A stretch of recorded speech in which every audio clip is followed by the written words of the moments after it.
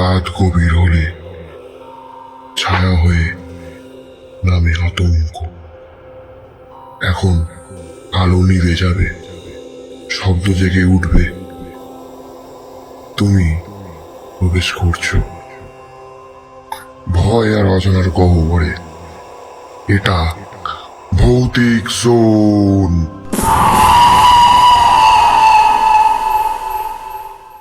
আজকে আমরা আলোচনা করছি একটা সাইকোলজিক্যাল, বেশ সাররিয়াল একটা হরর গল্পের খসড়া নিয়ে। নাম ছায়ার নীর। গল্পটা একটা পরিবারকে ঘিরে। সৌরভ, রিমি আর তাদের দুই ছেলে মেয়ে তুর্য আর সানা। ওরা উত্তরবঙ্গের রামগড়ে ছুটি কাটাতে গেছে। হ্যাঁ, আর উঠেছে একটা পুরনো ব্রিটিশ কটেজে, অর্ক ভিউ হোমস্টে। জায়গাটা বেশ শুনশান, কুয়াশায় ঢাকা। একদম। আর শুরুতেই ওই কটেজের কেয়ারটেকার দীনেশ তাদের কয়েকটা অদ্ভুত নিয়ম ধরিয়ে দেয়। ওই নিয়মগুলো ওখানেই তো খটকা লাগে। রাত ৮টার পর দরজা বন্ধ রাখতে হবে, জানালা খোলা যাবে না। আর সবচেয়ে আজীব হচ্ছে রাত ১টার নিয়মটা। ঠিক রাত ১টায় কেউ ডাকলে সাড়া দেওয়া চলবে না। ঠিক, এই নিয়মগুলো কিন্তু শুধু সাসপেন্স বাড়ায় না, বরং মনে হয় যেন জায়গাটার যে অশুভ শক্তি তার নিজস্ব একটা রিদম আছে, একটা প্যাটার্ন, যা ভাঙলেই বিপদ। আর সেই বিপদটা বুঝতে কিন্তু বেশি সময় লাগে না। প্রথম রাতেই ঘড়িতে যখন 1:03 ছেলেটা তুর্য জানালার বাইরে দেখে একটা সাদা গাউন পরা অবয়ব, হাতে লণ্ঠন। ফিসফিস করে ওর নাম ধরে ডাকছে। উফ!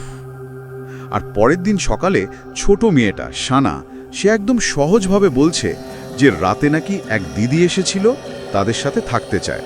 এই ছোটদের ব্যবহার করাটা হরর গল্পে খুব দেখা যায়, নিষ্পাপ সত্যার মাধ্যমে অশুভের প্রকাশ। হ্যাঁ, কিন্তু সানার ওই স্বাভাবিক ভাবটা যেন কিছু হয়নি, ওটাই যেন বেশি অস্বস্তিকর, তাই না? একদম। হয়তো ওই সত্যাটা শুধু ভয় দেখাতে চায় না, হয়তো সে অন্য কিছু চায়, সঙ্গ বা পরিবার। আর ওই রাত ১টার সময়টা বারবার ফিরে আসছে, যেন একটা চক্র। এরপর ওরা লোকাল বাজার থেকে কটেজটার অতীত জানতে পারে। একটা ব্রিটিশ পরিবার থাকতো। হ্যাঁ, ঝড়ের রাতে স্ত্রী আর মেয়ে নিখোঁজ হয়ে যায়। পরে তাদের দেহ পাওয়া যায় বাড়ির পেছনের কুয়ো থেকে। মুখবিহীন দেহ। মুখবিহীন, আইডেন্টিটি নেই। আর তার সাথে ওই বৃদ্ধের কথাটা সাংঘাতিক। ওরা এখন আর ভিতরে নয়, ওরা বাড়ির কাঠের ভেতরে ঢুকে গেছে। কি মানের!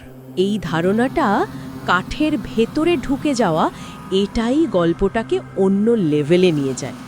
এটার সিম্পল ভূতের গল্প না, সত্তাটা যেন ওই বাসস্থানের অংশ হয়ে গেছে, আক্ষরিক অর্থেই মিশে গেছে। কাঠ এখানে হয়তো আটকে পড়া চেতনার প্রতীক। আর ওই মুখ না থাকাটা পরিচয়ের বিলুপ্তি, যেটা পরে এই পরিবারের সাথেও ঘটতে পারে। এই ভয়টা তৈরি হয়। বাড়িটা নিজেই যেন একটা শিকারী সত্তা। ভয়টা এরপর আরও মনস্তাত্ত্বিক দিকে যাচ্ছে। সানা আয়নার সামনে একা একা কথা বলছে। নিজেকে নেহা বলছে সে আর ফিরবে না, নিচে থাকবে। এই পরিবর্তনটা কি অন্য কেউ কি তার ভেতরে জায়গা করে নিচ্ছে? সেটাই তো প্রশ্ন। এর সাথে আবার রাতের ওই দরজায় টোকা, টুক টুক টুক। খুললে কেউ নেই, কিন্তু দেয়াল একটা লেখা, don't open the door after the knock, she comes one knock letter. ভাবুন একবার, টোকা শোনার ঠিক পরেই খুললে হবে না, সে আসে তার একটু পর। এই অপেক্ষাটাই তো ভয়ঙ্কর, জানার পরেও অপেক্ষা করা। অসহায়ত্ব। আর সানার ওই পরিবর্তন, নিচে থাকার ইচ্ছা, এটা আগের ওই কাঠের ধারণার সাথে মিলে যাচ্ছে না।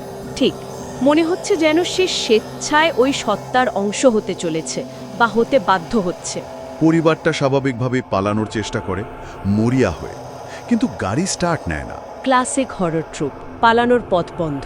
আর তখন কেয়ারটেকার দীনেশ এসে হুঁশিয়ারি দেয়, এখন যদি বেরোয় তাহলে শরীরটা ছাড়া আর কিছুই নিয়ে যেতে পারবে না।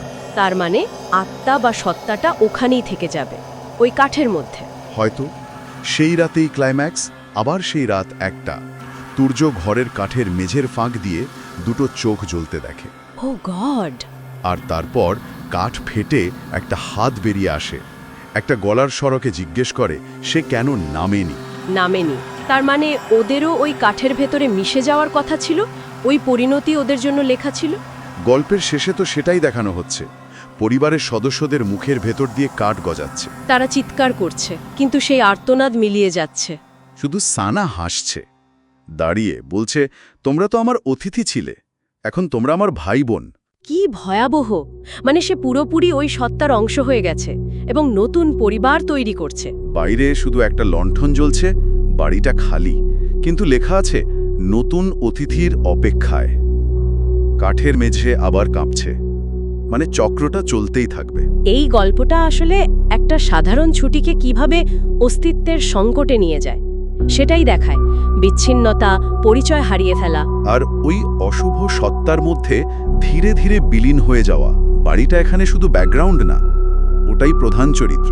হ্যাঁ, যে তার বাসিন্দাদের গ্রাস করে, এক বিকৃত পরিবার বানায়। খসড়াটার শেষে একটা প্রশ্ন রাখা হয়েছে, ওরা যারা কাঠের মধ্যে হারিয়ে গেছে তারা আর বাইরে যেতে চায় না, ওরা চায় নতুন মুখ। এই নতুন মুখ চাওয়াটা, এর অর্থ কি? ওরা কি শুধু নতুন শিকার চায়, নতুন শরীর? নাকি এই কাছের কারাগারে বন্দীরা আসলে খুব একা, তারা নিজেদের একাকিত্ব কাটাতে সঙ্গী চায়? এই অশুভ সত্তার আসল মোটিভটা কি? ধ্বংস করা, নাকি এক ধরনের বিকৃত সংযোগ? এটা সত্যিই ভাববার বিষয়। এখানেই হয়তো গল্পের সবচেয়ে গভীর ভয়টা লুকিয়ে আছে।